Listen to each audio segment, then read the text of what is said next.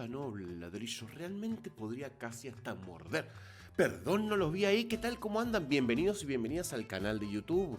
Acá vamos a estar subiendo lo mejor de los streams que sucede en el canal de Twitch, que se pueden suscribir también, aquí abajo tienen el link. ¿Qué vamos a estar viendo hoy? La vida y obra de Eileen Gray. Quizás la arquitecta menos conocida y la más importante de la historia. ¿Y por qué es menos conocida? Vas a tener que ver este video para enterarte por qué. Involucra a una de las figuras más conocidas y con más renombre de la historia de la arquitectura mundial. Pero no te voy a adelantar nada, quiero que lo veas y si te gusta puedes suscribirte, darle like al canal, compartirlo y comentar. Muchas gracias. Quiero arrancar con Eileen Gray. Eileen Gray nace en Irlanda, todos más o menos conocemos Irlanda o tenemos alguna idea de lo que es ese país, pero el tema es que ella nace como en una familia muy aristocrática, muy de corte victoriano, un toque en esa época, pensemos que ella nace en 1878, o sea, cuando llega la oleada del movimiento moderno, ella ya tenía casi unos 30 años, o sea, la agarra crecidita y ya habiendo vivido bastantes cosas. Para que se den una idea, esta es Eileen Gray, ya entrados en sus 50 años más o menos. Pero si nosotros la vemos en 1902, muy monona ella, pero estaba en el espíritu de la Belle Époque, ¿no? O sea, medio como un vestido muy firuleteado. Pero fíjense cuál es la estética, ¿no? del momento. Ella recibe tipos de educaciones, por el tipo de familia que tenía, aristocrática, recibe una formación en bellas artes tradicional, toque conservadora, cosa que a ella le empieza a molestar un poquitito, ¿no? Como que se encuentra media encarcelada adentro de esos estilos. Estudia en Alemania y después estudia en Londres, en la Escuela de Artes, y los va a terminar en París. Viene la Primera Guerra Mundial, ¿no? Y ella compartía tiempos con un despertar de las vanguardias, ¿no? En todo sentido, baile, actuación, teatro, y se empieza como a relacionar con esa gente. Entonces surge, ya en 1912, una Eileen Gray que tiene, por supuesto, otro tipo de encare ante la vida. Fíjense, está en París, asentado en barrios bohemios, ella ya empieza a tener otra estética. Ella se separa de esta sociedad victoriana en la que estaba, ¿no? Huye, básicamente, hacia París. Ella se va de Londres más o menos en 1905 y hace una suerte de viajes, luego de que se enferma, hace una serie de viajes y se nutre mucho de arquitectura tradicional mediterránea o de esos lugares en donde iba, ¿no? Rescataba técnicas, rescataba materiales, formas de tratar artísticamente o artesanalmente alguna pieza de madera, metal, etc. Y todo eso se lo lleva. Esto que ven ahí es como un labrado, un lacrado, que les quiero contar bien la historia. Ella va al Victoria and Albert Museum, que se había abierto hace muy poquitito, se había rediseñado, se había reconstruido una parte, y ahí entra en contacto con esperen el nombre, Sugarawa, que es este señor que está ahí, que es un maestro de esta técnica. Y ella empieza a estudiar esa técnica y un poquito que se la apropia. ¿Y qué empieza a hacer? Ella, para una exposición que se hizo unos años después, en 1913, acá vemos ya, ella empieza a entender las cosas de otra forma. Por ejemplo, estos son paneles o pantallas para vestidores, ¿no? Ella empieza a trabajar esta técnica, pero no la trabaja en la forma tradicional. Fíjense cómo corta las figuras humanas, ¿no? Ahí.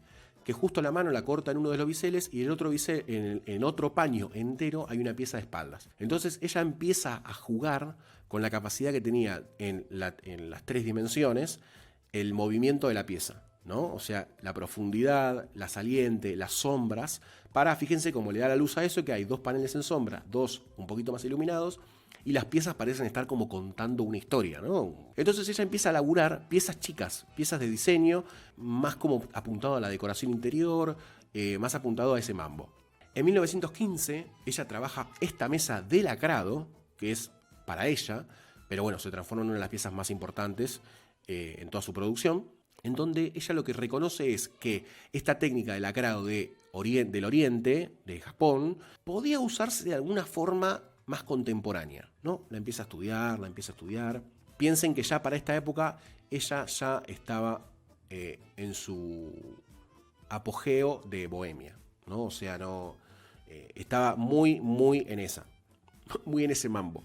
El primer trabajo grande que tiene es la reforma del departamento completo de Susan Talbot, que era una persona que tenía una tienda de modas en ese momento, muy exitosa, y el departamento es Rue de Lota. Le encargan, y el trabajo dura creo que 3 o 4 años, una cosa así, o sea, un trabajo bastante grande. Ella tenía algunos desafíos, que era en un departamento en el que no podía tocar muchísimo, por dos cuestiones. Primero, porque no podía hacer una gran reforma. Segundo, porque no había tanta mosca, aunque no lo crean, después de la Primera Guerra Mundial. Estaba complicada la cosa en Europa. Entonces con poco tenía que hacer mucho, y además no podía tocar demasiado eso porque ella no era arquitecta todavía. Y además, si lo fuera, no tenía tanto derecho, por cómo estaba el contexto planteado para las mujeres dedicándose a eso, para hacerlo. Entonces lo que podía hacer era decoración interior.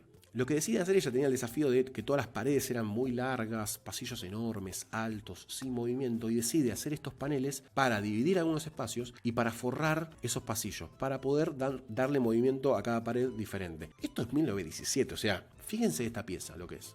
Es fantástica, pero fíjense esta pieza, ¿no parece algo que te venden en Casa Foa a 70.000 euros? Bueno, sí, eso mismo, adelantadísima a su tiempo. Bueno, el desafío era, entonces, fíjense en ese interior, ella empieza a laburar muchas cosas. Diseño de mobiliario, la reforma que ella hace es integral en el interior. Diseña mobiliario, espejos, mesas de luz, camas, muebles divisores, vanitoris, alfombras. Las alfombras de ella son fantásticas. Acá ya aparecen algunos de sus sillones. Ese sillón tipo Michelin es el Vivendi, que ahora vamos a ver un cambio en el tiempo bastante importante con el Vivendi, que es uno de sus sillones también más conocidos. Pero fíjense lo que son los diseños de alfombra. Estos diseños de alfombra son de 1917, 1918. Fíjense, va de menos abstracto a cada vez más abstracto, ¿no? Y siempre experimenta con colores, con formas, con la geometría de la alfombra. Miren lo que hace esta enferma hermosa. Diseña algunas alfombras como ella pensaba en que cada diseño tenía que ser muy particular y muy pensado para el lugar en el que se hacía. Las alfombras le daba la forma para que encaje, quizás, si no era una obra nueva, si era una obra vieja, por ejemplo, que encaje en el patrón y juegue con el patrón del solado que había. Si había un calcario, la mina te lo hacía según el módulo de la pieza y te quedaba, por ejemplo, más una proporción como esta, ¿no? Que es más rectangular, nada que ver con esta que es cuadrada, por ejemplo. O esta que es es un rectángulo, pero no tan apaisado como este de acá. Fíjense, por ejemplo, esas tres piezas, ¿no? Que compara un poquitito el juego. O sea, esas tres alfombras no parecen hechas por la misma persona. Sin embargo, está hecha por Eileen Gray. Para este edificio diseña, quizás este sillón lo conocen, es la silla dragón o la silla serpiente, luego la rebautizarían así, pero ella la diseña como la silla dragón. Tardó como, creo que 3 años en hacerla, una locura, pero iba a ser la marca insignia y por la cual iba a haber una segunda reinterpretación y revisión de toda su obra. Los paneles no solamente eran los que habíamos visto al principio de los folding screens, sino que diseñaba absolutamente todo. Esa silla que ven ahí, esa silla tipo bañera que ven, es la silla Pirogue, que es una cosa divina, ¿no? Una pieza de diseño fantástica. Hay un estudio de la forma que excede a 1915, para mí, ¿no? Es fantástica esta silla. Además, ella lo que hace es tener muy en cuenta dos cosas. Primero, la gente que lo va a usar, ¿no? O sea, no tiene en cuenta cierto aspecto de la ergonomía. En 1900 y pico, 1910, cuando no existía absolutamente ningún concepto de diseño industrial ni todo eso, recién arrancaba la idea de la Bauhaus. O sea, descomunal esta señora. Sola, solita. Y acá pasa algo muy, muy interesante. Luego de 5 o 6 años de producción constante, ella decide como abrir un local en París, en donde pone a disposición y venta toda su producción, la que le había quedado y la que siguió fabricando. Ella abre este local que se llama Jean Desert, que es un nombre de hombre, ¿no? Y ella le pone este nombre porque estaba muy mal visto que este tipo de actividades estén asociadas a una mujer. O sea, fíjense el nivel de demencia al que se llegaba en la época, ¿no? Que ella tenía que relegar su propio nombre en el emprendimiento que quizás era el emprendimiento de su vida. O sea, relegó su nombre para poder trabajar. Una cosa. Este es otro de sus sillones. Este ya lo hace también para el edificio de Rue de Lota, se llama Sillón de Lota, que es de 1924, ya en la etapa final de la obra. Pero lo interesante, este es el sillón Vivendum en realidad, que fíjense cómo es, ¿no? El sillón, que en realidad está relleno. Cuando nosotros veíamos la imagen del sillón ese, que son como chorizos, está perfecto, porque son reproducciones que vienen cuando se reinterpreta la obra de ella y rearman y repatentan toda su obra, creo que con su permiso en la primera vez que lo hacen, porque estaba viva, ya después no, porque fallece, ¿no? Cuando estás vivo y después no, porque te morís en el medio, una cosa catastrófica.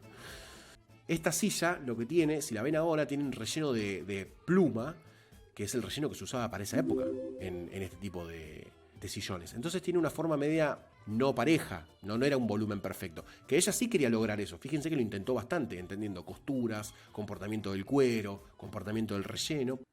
Fíjense, esto ya vuelve ella a experimentar con esto de lo que hablábamos al principio, ¿no? de los biombos, en donde sigue trabajando la técnica del lacrado y experimenta con formas abstractas y sigue jugando con esto de el movimiento del biombo para contar o tener como una pieza y al mismo tiempo otra, ¿no? Cuando lo acciona en algún sentido, puede formar otra cosa. Fíjense que también probaba con materiales, ¿no? Esto es un biombo de corcho. En ese momento es como corcho. Ahora corcho te lo venden un mueble escandinavo y te venden algo en corcho, ¿no? Es como bastante más instalado el material. 1924, cuando está terminando este encargo, conoce a Jim Badovici. Es un arquitecto rumano, tiene una revista de crítica arquitectónica y tiene mucho contacto con arquitectos, gente de la crítica, gente del estudio. Entonces Eileen Gray empieza a materializar esa pasión que tenía incipiente por la arquitectura y por querer estudiar arquitectura, y se vuelca a eso. Estudia arquitectura, termina por recibirse o licenciarse, no me acuerdo en ese momento cómo es. Qué lindo recibirse. Y lo conoce a él y empieza como un poco su carrera de arquitectura. Entonces lo que deciden hacer, luego de unos años de casados, es hacerse su casa. Que su casa va a ser la E1027, ¿no? O sea, la E1027. Que es un juego, la E es por Eileen, el 10 es el número 10 es el orden de la J en el abecedario, el 2 es la B, Badovici, y el 7 es la G, ¿no? Eileen Gray y John Badovici, porque era una casa que querían diseñar para los dos. La casa E1027 se instala en, no sé cómo es la traducción, pero es Roquebrune Cape Martin, que es una zona de Francia. El departamento es Alpes Marítimos, que es una zona con mucha barranca hacia el mar, con muy linda, hermosa la vista, ¿no? Por supuesto. Fíjense lo que es esta casa, ¿no? Se instala en una zona en la que en el momento no había absolutamente nada, estaba como muy alejado, entonces buscaban cierta privacidad en su vida. ¿Ven cómo es la zona? O sea, está el mar abajo, tiene como una suerte de barranco hacia ahí que ella va tomando con una suerte de rampa, escalera que va tomando el desnivel hasta que llega a ese lugar en donde iban a nadar bastante. Esta casa es de 1926. Le Corbusier recién estaba arrancando en ese momento. Acá es donde nace una suerte de disyuntiva, ¿no? Fíjense lo que es la casa esta, que a simple vista parece cumplir con los famosos 5 puntos de la arquitectura, salvo con algunos, porque Eileen Gray empieza como a entrar, cuando empieza a estudiar arquitectura, a codearse con Mies, a codearse con Frank, a codearse con algunos por medio de Badovici, que era crítico y tenía una revista. Ella empieza, además de estudiar, a ser como medio autodidacta en eso. Ellos viven en esta casa 2 años, nada más. En esos 2 años, Le Corbusier se hace era muy amigo de Badovici y se termina, haciendo muy amigo de la pareja, ¿no? Le Corbusier estaba en pareja también. Pero lo que le pasa a Le Corbusier cuando ve esta casa es, ¿cómo puede ser que una mujer, sin estudiar arquitectura formal, entre comillas, porque él tampoco tuvo una formación formal, dijo, pero pará, está tomando los 5 puntos de la arquitectura, pero ahí abajo toca el piso, la ventana es corrida, pero hasta el piso y después se corta, tiene una galería arriba, la quinta fachada? Entonces, es como que toma algunos puntos medios Le Corbusieranos, pero los cambia absolutamente todos. Y además pasa algo, fíjense lo que es el acercamiento a la casa, ¿no? Ya tiene como conceptos casi posmodernos, ¿no? Entrarle al ángulo y medio en escorzo. Además, miren la planta. Acuérdense de este acceso, ¿no? Miren a dónde accede, ¿no? Viene de sol, con el paisaje tapado por la casa, por ese paredón. Venís entrando en diagonal, entrás, haces una vueltita y tenés toda esa visual hacia el mar. Una cosa de loco. Eileen Gray acá se toma de algunas cuestiones del modernismo como la grilla, pero al toque la rompe toda, ¿eh?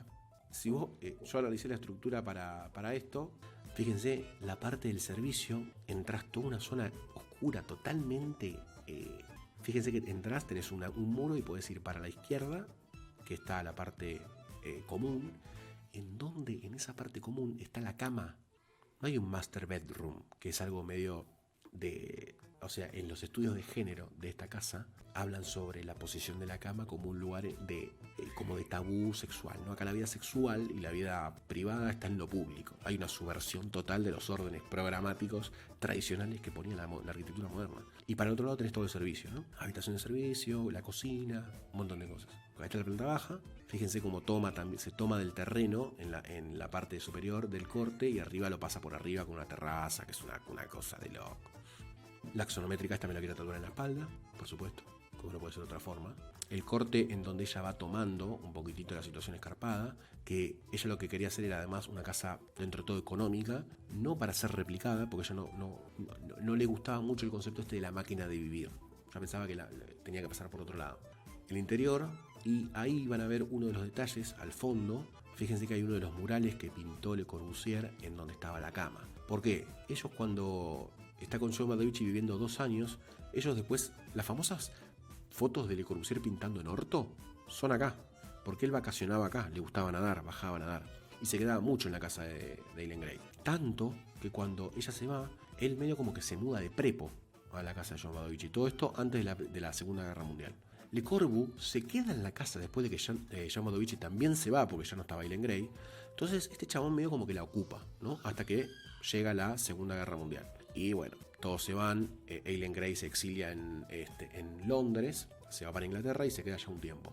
Esta casa la abandona y ella se hace otra casa que se llama Tempampaya, que es como tiempo para el disfrute. Se arma otra casa con estos conceptos y más también. Pero acá Le Corbusier se queda, vamos a hablar de algo medio trágico, él se queda y empieza como a hacer estas obras que Le Corbusier como que le plantea cuando Eileen Gray se entera de que estaba haciendo todo esto y no le gustó un carajo, le dice tipo, pero ¿quién te dio permiso para hacer esto? O sea, la casa sigue siendo mía, más allá de que yo no estoy viviendo ahí. Es mía y de John Badovich. O sea, ¿qué estás haciendo, viejo? Y el chabón empieza a hacer un montón de murales, hizo como 8 murales en toda la casa y eso se lo toma como una suerte de profanación a la obra de Eileen Gray. Y él estuvo viviendo tanto tiempo que le empezaron a adjudicar la obra como propia, ¿no? Fíjense, o sea, el nombre Eileen Gray, como al no vivir ahí, al estar solamente 2 años, se borró por completo en ese tiempo. Entonces la obra esa era del Corbusier y el chabón no decía nada. Era Le Corbu, también era súper estrella el chabón, ¿no? O sea, viajaba por el mundo, no le importaba nada. Pero la obsesión de Le Corbu no solo pasaba por ella siendo mujer, sino por ella haciendo todo esto, le puso del orto los 5 puntos de arquitectura y además el interior de ella estaba pensado hasta la más pequeña parte. Por ejemplo, las camas, las mesas de luz, los escalones, las ventanas. Tiene una de las primeras ventanas plegadizas de toda Francia. Miren este piso. Ustedes miren este patio. Este patio es... No, es una cosa de loco. Un banco, que juega con el revestimiento del suelo, un horadado para que crezca un arbolito, otro plano de calcáreo al costado. Yo no me muevo de ahí. ¿Me das un mate? Un poquito de queso. Pero ella tenía como mucho amor por la pequeña parte de la obra, pero no porque ella sí, era una apasionada, pero además porque lo había estudiado, lo había producido. Entonces una de las broncas que más le carcomía la mente a Le Corbusier era cómo le funcionaba esa modernidad que ella planteaba en el espacio primero y en los exteriores, o sea, en los espacios interiores y en la volumetría exterior. Yo decía, pará, encima la acompaña el diseño interior, o sea, el interiorismo, entre comillas. Entonces la bronca de Le Corbusier era importante. Tanto visitó este lugar que le terminó haciendo en el terreno de atrás, había un pequeño restaurante, él diseñó una ampliación para el que lo administraba y iba tanto que le terminó comprando un pequeño lote en la parte de atrás y ahí se hace la famosa casa Le Cabanon. No sé si lo ubican, la famosa casa Le Corbusier de 4x4 de System Minimum, uno de los primeros ejercicios de System Minimum. Una obra fantástica. Pero el porqué de esa obra era para él estar ahí, cerca de esa casa y mirarla todos los días. Es más, luego de que esto hace como un revival todo este tema, estudian las visuales de Le Cabanon y muchas apuntaban a ciertas perspectivas de la casa, ¿no? A mirar la casa y a mirar a los usuarios de la casa. Pensémoslo, se arrancó antes, o sea, en el 26 la arranca. Además, ella era apasionada por el estudio de materiales, el estudio de lo artesanal, le gustaba meter mano. Los procesos de esta casa y de Tempampaya, que es la que hizo después a un par de kilómetros cerca, un poco más lejos porque quería cortar con todo esto porque se había separado de su ex marido, lo vivió adentro, o sea, lo hizo en la casa. Ella, la obra, se quedó adentro de la casa viendo cómo era todo ese proceso y experimentándolo, metiendo mano, una genia, una crack total. Yo quiero recorrer, vamos a quiero mostrarles todos los detalles que tiene esta casa porque son fantásticos absolutamente todos. Todo está absolutamente pensado. Ella, además de que quería hacerla económica la casa, por eso tenía piezas de hormigón medio premoldeado, como estas mesas que están acá. La escalera es áurea, tremendo. Tiene todo este trabajo de herrería y de vidrio que para ese momento estaba muy bien, y además era como el nexo con esa quinta fachada que la dejaba medio de lado, pero no. Fíjense el interior, están todos los sillones que ella hizo, el vivendi, la cama. Fíjense el mural de fondo. Miren cómo está el mural, blanco, amigo. Miren, miren lo que es esto. Este salvavidas y es todo. Yo quiero un salvavidas colgado en mi fachada y que mi fachada quede así. La cama, esto ya es la habitación de huéspedes, en donde mucho tiempo se quedó viviendo la hermana de ella, con ella. Pero la hermana le dice, che, quiero desayunar en la cama, me gusta desayunar en la cama y comer en la cama. Y diseña esa mesa famosa, después se vendió a montones, que es una mesa que es como media retráctil y puede dejarse en un mismo lugar como mesa de luz o girarse para adentro y que se convierta en mesa. Entonces ella pensaba todos estos detalles, como esta mesa, por ejemplo, que es móvil también, tiene unas patas retráctiles y acá manijas instaladas para poder moverla. ¿Por qué? Acá están comiendo afuera, podían comer adentro, podían comer afuera, pero esto es 1926. O sea, esto decís ahora sí, pelotudo, venís y tenés 47 mesas así, pero esto es 1926. Y a Le Corbusier, cuando hace el Spirit Nouveau, no se le ocurre este interior. Tenía, no sé, sillas de Luis XV, del 1500, del 1700, del 1800. No había una modernidad integral. Eileen Gray piensa una modernidad total mucho antes que Le Corbusier. Mucho antes que Le Corbusier. Lo quería decir en pantalla grande, chabón. Miren lo que es la ventana. Miren lo que es esta galería. Extremadamente mediterráneo. Todos los toldos, ventanas, relaciones de piso-galería, interior-exterior. Esa fluidez que antes se daba por lo vernacular, pero el espacio estaba pegado. Lo encuentran en los viajes del Mediterráneo. Entonces está todo acá. Está todo acá. Miren esta vista. Espectacular. Esta silla es divina, ¿eh? Esta silla es divina. Esta es la parte de servicio, si no me equivoco. Escalerita, rejita. Todo está pensado. Eileen Gray desnuda diseñando esto. Desnuda. Mediterráneo acá otra vez. Los tamices, la ventana salida con saliente. Escalerita por todos lados. Miren el juego de las tapetes, de las alfombras. Este es el mejor espejo que van a ver en su vida. Este es el mejor espejo que van a ver en su reputísima vida. Yo creo que es el mejor espejo que vi en mi vida. Tiene la luz enfrente. No sé si funciona, no me importa. Además, lo fantástico que tiene, hay todo un estudio de género en esto, que las relaciones espaciales internas no eran las mismas de las que planteaban el espíritu moderno de la época. Y se ve en todo este collage. Esta imagen me parece fantástica de todo el resumen de toda su obra. No, de la E1027, que en Tempampaya es mucho peor todavía, mucho es obsceno. Pero volviendo a Le Corbusier, él esta casa la profana toda. Le Corbusier hace un par de pinturas. La casa, después de la guerra, es ocupada por los nazis en esta parte de Francia, tanto que hace un mural en la parte inferior de la casa en donde se dice que algunos pelotones nazis ocupando la casa esta no solo lo vandalizaron, porque obviamente, imagínense, si estamos hablando que Le Corbusier era machista, imagínense los nazis totalmente retrógrados. Esa obra se dice que ejecutaron gente usando eso como fondo para además hacerlo mierda, porque eran una obra que mostraba a dos mujeres y un hombre en una orgía, porque Le Corbusier estaba medio obsesionado con la mujer en situaciones eróticas, por eso muchos cuerpos desnudos y todo eso, pero siempre el dibujo es desde la perspectiva de un chabón, no hay un erotismo con perspectiva de género, sino con la visión de Le Corbusier, que era el chabón boucherista mirando a Argelina a escoger, ¿no? Pero la ironía de todo esto es que la casa después, él cuando ya se muda al lugar, era también para comprarla la casa, entra en una suerte de subasta. Eileen Gray no la puede comprar porque no estaba en una buena posición económica, y la casa lo que hace, lo que terminan haciendo los murales es rescatándola a la casa, porque tenía una intervención de Le Corbusier. Tanto así que mucho tiempo después se siguió diciendo que la casa era de Le Corbusier, la había diseñado Le Corbusier. Mucho tiempo después se supo que no. Ven, acá está Le Corbusier con su pareja y Badovici viviendo en la casa ya sin Eileen Gray ahí, porque ya Eileen Gray no se lo fumaba ni en pipa. Le Corbusier no lo quería ver nunca más en su conchuda vida.